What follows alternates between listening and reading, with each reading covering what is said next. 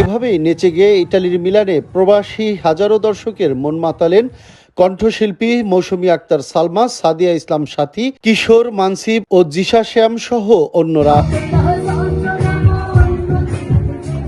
ইতালির মিলানে অনাড়ম্বর ও জাঁকজমকপূর্ণ আয়োজনের মাধ্যমে অনুষ্ঠিত হল মিলান বাংলাদেশ উৎসব 2026-এর দ্বিতীয় সেশনের বহুমাত্রিক অনুষ্ঠানে ছিল উদ্বোধনী পর্ব, শোভাযাত্রা, বিভিন্ন স্টল পরিদর্শন, বিশেষ সমমাননা প্রদান, লাকি কুপন, শুভেচ্ছা বক্তব্য সহ বাংলাদেশ ও ইউরোপীয় শিল্পীদের পরিবেশনায় মনোজ্ঞ সাংস্কৃতিক অনুষ্ঠান।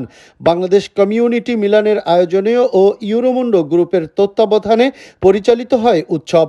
দিনব্যাপী বর্ণাঢ্য আয়োজনের সকালে আনুষ্ঠানিক শুভ উদ্বোধন করা হয়। পরে বিকালে বাংলাদেশ ও ইতালীয় জাতীয় সঙ্গীতের মাধ্যমে শুরু হয় জমকালো আয়োজন, যেখানে অংশ নেয় হাজার হাজার প্রবাসী বাংলাদেশি ছাড়াও ইতালিতে বসবাসরত বিভিন্ন দেশের নাগরিকগণ। লাল ফিতা কেটে উৎসবের আনুষ্ঠানিক শুভ উদ্বোধন করেন আয়োজক ইউরোমুন্ডো গ্রুপের চেয়ারম্যান নুরুল আফসার বাবুল। আজকে আমাদের এই প্রোগ্রাম কমিউনিটির জন্য, আমরা বাংলাদেশকে ইতালিদের মাঝে প্রেজেন্ট করব। আমরা আমাদের কৃষ্টি কালচার তুলে ধরবো ইতালিয়ানের মাঝে। আমরা চাই আমরা বাংলাদেশি, আমরা পিছনে থাকবো না। আমরা এই ধরনের কালচারাল প্রোগ্রামের মাধ্যমে আমরা আমাদের দেশকে তুলে ধরবো ইতালিয়ানদের মাঝে। দল মত নির্বিশেষে আমাদের পরিচয় একটা নিতে চাই, আমরা Bangladeshi.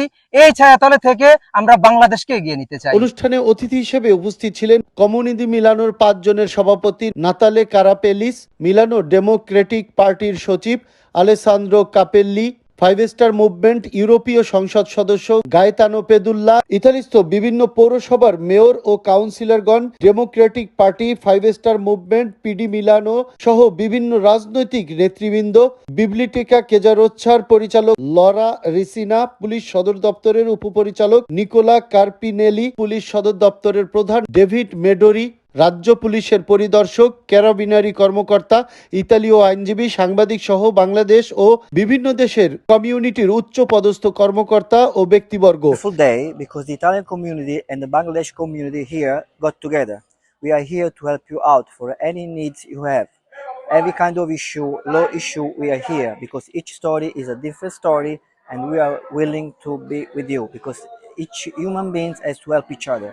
I'm very happy to be here for this festival, Milan Bangladesh Festival, which is very important to know better each other and to go on the same street together because we have to speak, to know the culture of our community and to grow up together, knowing each other better. উদ্যোক্তাদের মাধ্যমে বাংলাদেশের খাদ্য সহ বিভিন্ন পণ্য প্রদর্শিত হয় স্টলগুলোতে। যে অনুষ্ঠানটা করেছেন তাদের সবাইকে আসলে আমি আমার পক্ষ থেকে অনেক অনেক ধন্যবাদ জানাচ্ছি।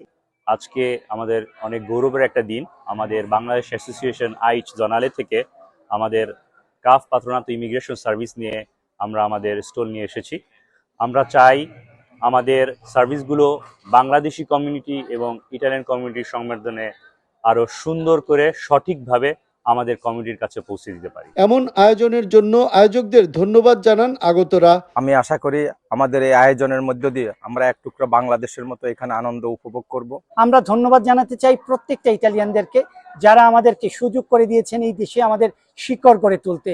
তাই আমরা যদি এভাবেই কাজ করে যাই, ইতালিতে আমাদের 4 লক্ষ বাংলাদেশির সেই দিন আর বেশি দূরে না, ইতালির প্রত্যেকটা জায়গায় আমরা ভালো অবস্থান করতে পারবো। আমি আমার শুভাকাঙ্ক্ষী এবং পরিবারদের নিয়ে এটাতে অংশগ্রহণ করেছি এবং বরাবরের মতন করতেছি।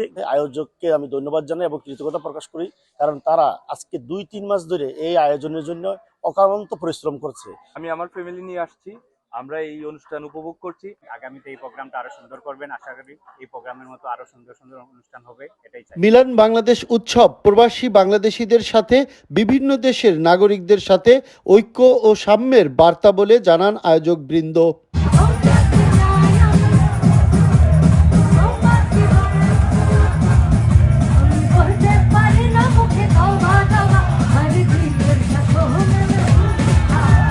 প্রতিবারের মতো এবারও ইতালির মিলানে মিলান বাংলাদেশ ফেস্টিভ্যাল 2026 অনুষ্ঠিত হলো, যার মধ্য দিয়ে ইতালীয় এবং বাংলাদেশি কমিউনিটি এগিয়ে যাবে আরো এক ধাপ, এমনটি প্রত্যাশা আয়োজকদের। রিয়াজুল ইসলাম কাউসার, চ্যানেল 24, মিলান, ইতালি।